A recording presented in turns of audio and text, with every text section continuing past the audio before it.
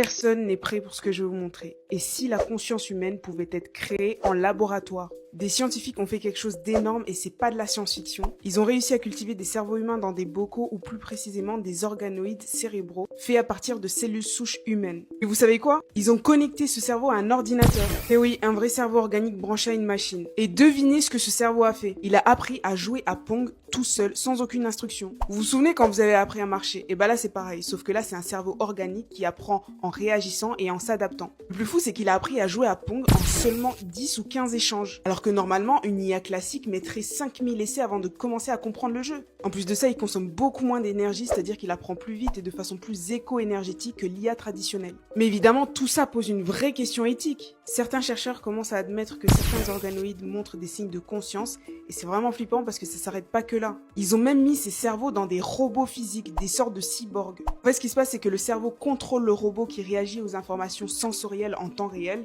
et réagit à tout ce qui se passe autour de lui. Il y a aussi des expériences où des mini-cerveaux contrôlent des papillons virtuels. Le cerveau ressent ce que le papillon ressent. D'ailleurs, il bat des ailes, mais il n'a pas été programmé pour ça à la base. C'est juste fascinant. Et là où ça devient un peu bizarre, c'est que vous pouvez louer de l'espace serveur sur ces mini-cerveaux. Ce que tout ça pourrait prouver, c'est la théorie de la simulation. Parce que si on peut créer une réalité virtuelle et si on peut faire en sorte qu'un cerveau organique ressente ce que ressent un papillon dans une simulation, pourquoi ne serions-nous pas déjà nous-mêmes dans une simulation?